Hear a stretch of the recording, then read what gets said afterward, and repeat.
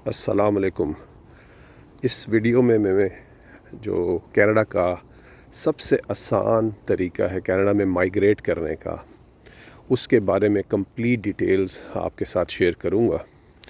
क्योंकि मैं भी इसी प्रोग्राम के तहत कनाडा में आया, तो मैं समझता हूं कि मैं इस प्रोग्राम को बहुत अच्छे तरीके से समझता हूं और लोगों को समझा सकता हूं। इसका नाम है SUV, स्टार्टअप वीज़ा। नाम के अंदर वीज़ा आता है, बेसिकली ये वीज़ा से आगे की चीज़ है। This is an immigration programme, direct landing PR है पूरी फैमिली की। इसमें एक फैमिली, मियाँ बीवी उसके बच्चे कनाडा में लैंड करते हैं PR पे। PR मींस परमानेंट रेजिडेंसी, जिसका मतलब ये है कि you are almost a citizen of Canada. आप कनाडा के सिटीज़न हैं। जो बेनिफिट एक कैनेडियन सिटीज़न को हासिल है, वही सारे बेनिफिट आपको भी हासिल है। मींस पहले दिन से अगर आपके बच्चे छोटे हैं 18 साल से, तो आपको उनके पर चाइल्ड पैसे मिलना शुरू हो जाएंगे $400 से $600 के दरमियान। फिर हेल्थ केयर फ्री है टोटली, एजुकेशन फ्री है कम्प्लीटली जो बच्चे छोटे हैं। उसके बाद जो यूनिवर्सिटी में बच्चे जाते हैं तो उनकी फ़ीस बहुत कम है, बल्कि यूनिवर्सिटी में दाखिले के वक्त गवर्नमेंट की तरफ से आपको OSAP यानी कि गवर्नमेंट की एड भी मिलती है, जिसमें आपको कोई पैसे नहीं देने पड़ते यूनिवर्सिटी में पढ़ने के लिए। खैर, ये प्रोग्राम बहुत इजी वे है, लेकिन इसकी प्राइस थोड़ी ज़्यादा है। ये 1,10,000 1,15,000 कैनेडियन डॉलर, यानी कि 2 करोड़ 20 2 करोड़ 30 लाख रुपए का एक्सपेंस है। मैं इसका थोड़ा सा प्रोसीजर आप लोगों को बता दूं कि ये होता कैसे है। बेसिकली इसकी जो मेन रिक्वायरमेंट है, उसमें सबसे पहले है कि आपके पास अफोर्डेबिलिटी होनी चाहिए। इतने पैसे आप खर्च कर सकते हो, ठीक। 1,10,000 1,15,000 कैनेडियन डॉलर्स। फिर उसके बाद आपके पास IELTS होना चाहिए। 5 बैंड में IELTS जो इंग्लिश लैंग्वेज टेस्ट है, 5 बैंड सिर्फ करना होता है। 5 बैंड वैसे कोई भी कर लेता है, मैट्रिक FA पास लोगों को भी मैंने करते हुए देखा है। 6-7 बैंड मुश्किल होता है, 5 band is way too easy. तीसरी रिक्वायरमेंट है कि आपके पास किसी भी काम का 2 साल का एक्सपीरियंस हो, वेरीफाइबल। कोई आपने 2 साल जॉब की हो कम से कम, या 2 साल कोई बिज़नेस रन किया हो। ये 3 चीज़ें आपके पास हैं तो आप SUV के लिए एलिजिबल हैं। इसमें एजुकेशन बिल्कुल भी रिक्वायर्ड नहीं है। इसके प्रोसेस की बात करें तो सबसे पहले इसमें प्री असेसमेंट होती है। आपका जब माइंड बनता है, आप रुजू करते हैं, जो लोग ये ऑपरेट करते हैं DOs के, आप उनको अपना वो डेटा प्रोवाइड करते हैं। वो डेटा इधर लॉयर के पास आता है। लॉयर उसको चेक करता है, आपकी जो प्रोफाइल है। अगर उसमें से कुछ क्वेश्चंस पूछने हो तो क्वेश्चंस पूछता है, नहीं तो आपको अप्रूव कर देता है। इसका मतलब ये होता है कि आप एलिजिबिलिटी टेस्ट आपने क्लियर कर लिया, अब आप SUV के लिए कम से कम एलिजिबल है। यहाँ तक का प्रोसेस तो सारा फ्री ऑफ कॉस्ट है, ठीक। अच्छा, अब इसमें जो सबसे इम्पोर्टेंट चीज़ है ना, वो है DOs, designated organisation. Designated organisation 3 किस्म की हैं। उसमें इंक्यूबेटर्स हैं, उसमें वेंचर कैपिटल्स हैं, उसमें एंजल इन्वेस्टर्स हैं, एंजल इन्वेस्टर्स। मैं इनमें से एंजल इन्वेस्टर्स के तहत आया था कनाडा में। लेकिन इंक्यूबेटर्स भी मौजूद होते हैं, VC यानी कि वेंचर कैपिटल भी होता है। सो एक्चुअली होता ये है कि कनाडा में बहुत सारे जो नए स्टार्टअप्स खुलते थे, वो पहले ही साल में फेल हो जाते थे, बंद हो जाते थे। तो गवर्नमेंट को पता चला कि यार ये इसलिए बंद हो जाते हैं कि जो नए लोग यहाँ आते हैं, नया बिज़नेस स्टार्ट करते हैं, उनको कनाडा की मार्केट के बारे में कुछ भी पता नहीं होता, तो वो बिज़नेस चला नहीं पाते। तो पहले साल में ही 75-74% बिजनेसेस जो है वो बंद हो जाते थे।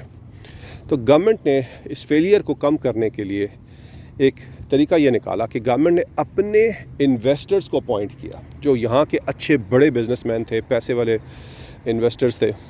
उनको डेजिग्नेटेड इन्वेस्टर्स बना दिया। DOs बोलते हैं, डेजिग्नेटेड ऑर्गेनाइजेशंस। और प्रोसीजर ये रखा कि अब बाहर से कोई भी आएगी पार्टी, कोई इंसान, कोई पार्टी, कोई बिज़नेस जो यहाँ पे नया बिज़नेस करना चाहते हैं, उनके लिए ज़रूरी कर दिया कि वो इनके साथ पार्टनरशिप में बिज़नेस करेंगे। समझ रहे? पार्टनरशिप का फ़ायदा ये होगा कि 50% उन लोगों की पार्टनर इन्वेस्टमेंट होगी, 50% DOs की होगी।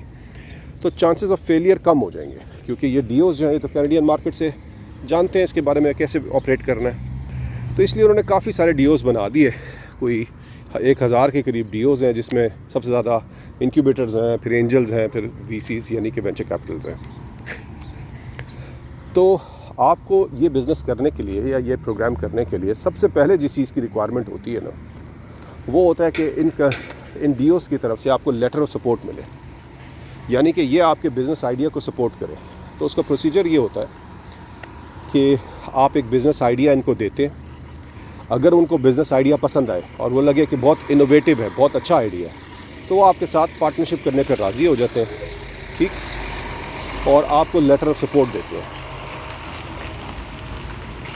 अब इसमें छोटा सा ट्विस्ट ये है कि ये जो काम है बहुत मुश्किल है कि आपके पास कोई इतना ज़बरदस्त यूनिक बिज़नेस आइडिया हो कि लोग डीओज़ आपके साथ पार्टनरशिप करने पर राज़ी हो जाए। तो इसमें उन्होंने फिर क्या किया, एक फैसिलिटी दी कुछ डीओज़ ने। वो ये कहते हैं कि यार आपके पास बिज़नेस आइडिया नहीं है लेकिन बाकी चीज़ें पूरी हैं, आपकी अफोर्डेबिलिटी है, आइल्स किया हुआ है, आप आएँ, हम आपको अपना बिज़नेस आइडिया देंगे, प्री अप्रूव्ड बिज़नेस प्लान, ठीक। उसमें ये होगा कि आपको उसकी ट्रेनिंग दी जाएगी और आप वो बिज़नेस आके यहाँ पे हमारे साथ करेंगे और उसके बदले में आपको पीआर मिल जाएगी कैनेडियन गवर्नमेंट से।